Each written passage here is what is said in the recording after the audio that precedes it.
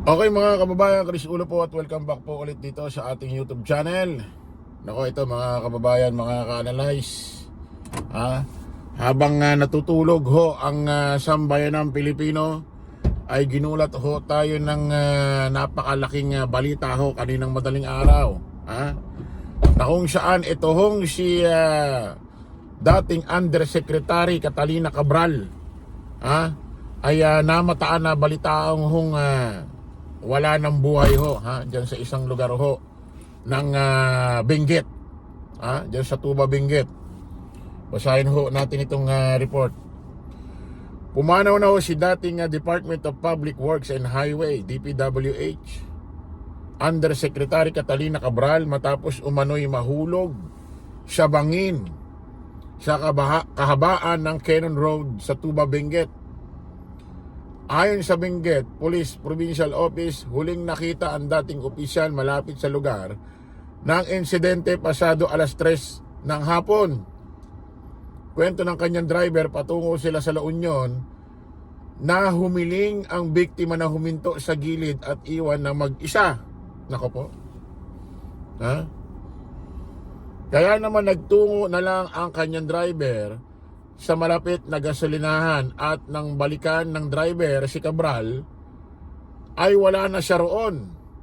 Bumalik ang driver sa hotel sa kung saan sila namalagi, ngunit wala rin ang biktima. Bumalik ulit ang driver sa gilid ng kalsada kung saan niya iniwan ang kanyang amo. Pero bigo pa rin siyang makita si Cabral, kung kaya humingi na siya ng tulong sa mga pulis at ginalugad ang lugar. At dito na nakita ang kanyang wala ng buhay na katawan sa bangin na tinatayang may lalim na 20 metro.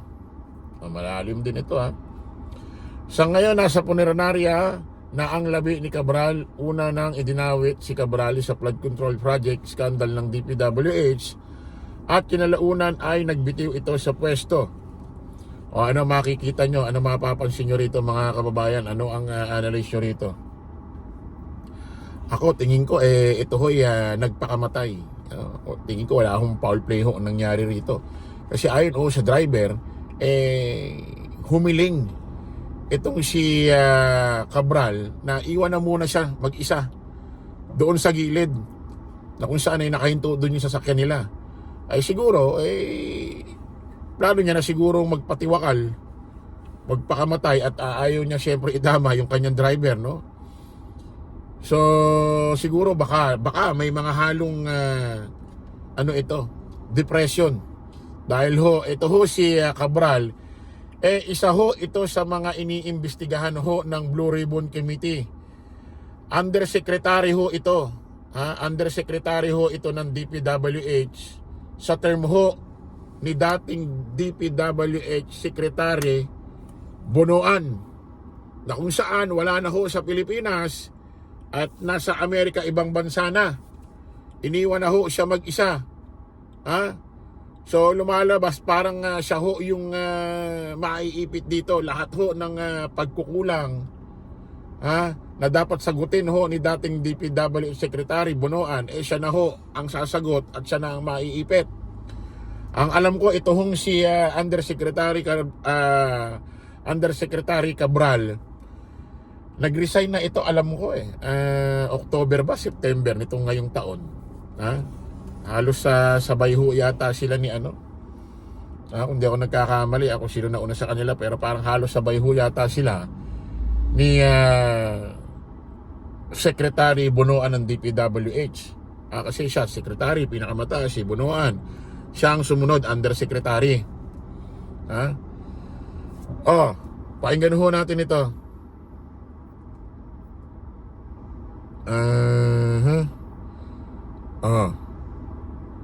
Bago ito si Cabral ay di umano nagpakamatay. Nung isang araw pinatatawag ito ng ICI. Alam niyo naman yung ICI, yung binuo ni Pangulong Bongbong Marcos para sa pag-iimbestiga nitong maanumalyang flood control. Pinatatawag ito nung isang araw ng ICI na kung saan hindi sumipot. Pakinggan natin.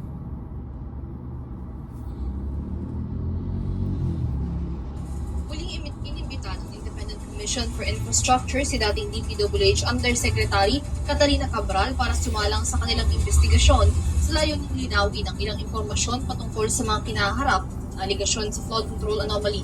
Sa kabila ng summon, no-show si Cabral sa hearing ngayong Lunes na huling hearing na rin ang ICI ngayong taon. Samantala, humarap naman sa komisyon ang ilan pang individual na iniuugnay sa anomalya kabilang na si AGA Party List Representative Nicanor Briones at ilang kawani ng Department of Budget and Management. Narito ang kabuuan ng balita. Sa huling scheduled hearing ng Independent Commission for Infrastructure para sa taong 2025, isa sa mga inimbitahan ng ahensya upang magsilbing resource person sa pagdinig nitong Lunes, si dating Department of Public Works and Highways Undersecretary Catalina Cabral. Noong nakaraang linggo, sinabi ni Executive Director Brian Hosaka na isa sa mga inimbitahan sa investigasyon ng ICI si Cabral makaraang madawit sa umano'y budget insertions at umano'y pagtanggap ng kickbacks mula sa mga maanomalyang flood control projects. Makailang beses na rin ipinatawag ng Senate Blue Ribbon Committee si Cabral sa kanilang sariling pagdinig kung saan tinanggi niya ang anumang aligasyon kaugnay ng issue bago siya tuluyang nagbitiw sa pwesto noong Setyembre. Sa kabila ng imbitasyon, walang Cabral na sumipot sa ICI ngayong Lunes. Ayon kay Hosaka, walang natanggap na kumpirmasyon ng ICI patungkol sa pagdalo ni Cabral at wala ring isinumiting dahilan sa pagliban. Bago nito, nauna na rin humarap si Cabral sa ICI noong ika-24 ng Setyembre at na ang bagong imbitasyon ay dahil may lilinawin ng ICI mula sa dating DPWH Undersecretary.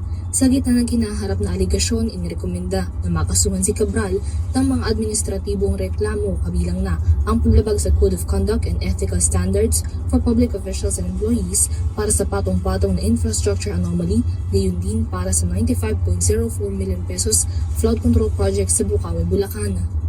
Base sa naunang anunsyo ng ICI, si Cabral lamang ang inimbitan ng ahensya para sa pagdinig nitong Lunes. Ngunit sa hindi niya pagsipot sa hearing, humarap naman sa ICI sina AGA Party List Representative Nicanor Briones at ilang opisyal ng department. Ayan ho, maliwanag mga kababayan, mga ka-analyze. Bago ho ang nangyaring insidente na kung saan ito hong si Cabral ay namataang wala ng buhay sa isang bangin ho dyan sa Tuba Benguet. Nung isang araw ho, Lunes, iniimbitahan ho ito ng ICI para ho sa pagdinig hearing, hindi ho umaten. So ano kaya ang dahilan ba't hindi siya umaten? Natatakot? Nakukonsensya na? Sa tingin nyo kung bakit kaya siguro halimbawa ito ako sa akin 99.9%, ito opinion ko lang ito. I think ko talaga ito nagpatiwakal. Kasi inalis niya sa peligro yung kapahamakan, yung kanyang driver, pinaalis niya na lang, nagpaiwan siya mag-isa Ako naniniwala ako ito ay nagpakamatay po, pwedeng na konsensya dahil sa nangyayaring na-booking sa kanilang ginawang korupsyon dyan sa DPWH. Po pwedeng natatakot na makulong, kaya mas gusto niya magpakamatay na lang. Pwedeng natatakot din kasi meron siyang mga hindi kayang ikantang mga pangalan. Kasi siyempre dyan sa investigasyon ho, mangyayari dyan sa ICI kung ba't siya pinatatawag, hindi ho maiiwasan na meron siyang mabanggit pag nagsabi ho siya ng totoo. At sigurado mga kilala, matataas yung tao yan. Baka may alam kay baka may alam kay dating Speaker Martin Romualdez na kung saan ultimo itong si Secretary ng DPWH ngayon na bago, si Vince Dizon, ay gustong pakasuhan talaga etong si dating Speaker Martin Romualdez at lumalabas siya ho ang number 1 mastermind dito ho sa maanumalyang flood control project issue case.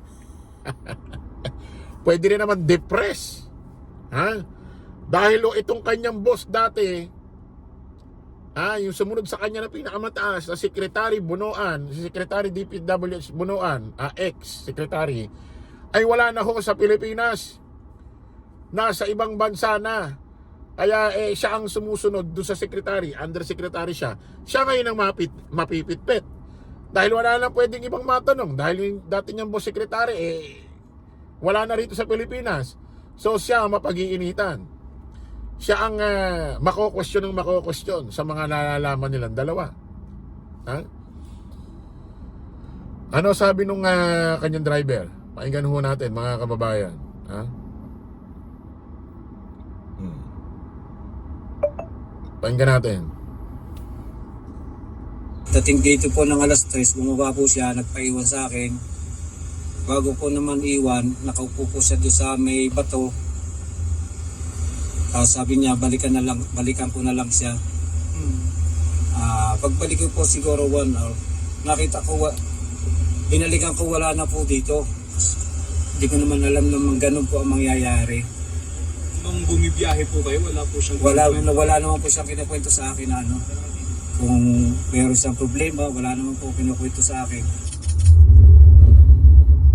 Oh, ayan pa ho mga kababayan. Ha? Yung pahayag ho ng driver ho ni Secretary dating Undersecretary DPWH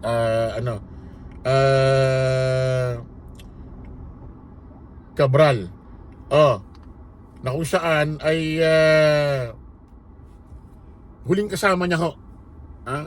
Bago ho ito'y nakitang wala nang buhay doon sa bangin ho ng Tuba Benguet. O ito pa ho yung sa kanyang video. Pakinggan ho natin. Wala pa daw po. Eh di bumalik uli ako papunta rito. Sino yung tuli papunta rito? Sino yung huli ito? Kasi sa baka ako nagtambay-tambay ng ano, wala po. Hindi na po nagpunta na ako sa pulis para magpatulong kasi wala po akong flashlight para makita yung mata. Ayun na po, yung pagsilip dito galit namin, tapos ito yung naladong nakakita ako na po sa baba. So, sa akin to maliwanag to, talaga walang foul play ito, nagpakamatay ho ito. Siguradong may kinalaman ho ito sa sa pag-iimbestigasyon ng ICC sa mga anomalyang flood control project. Na kung saan siguro yung pressure, konsensya, hindi niya na ho makayanan. So, update ho tayo rito mga kababayan sa kasong ito. Kita-kita ulit tayo sa panibagong vlog. Bye-bye po.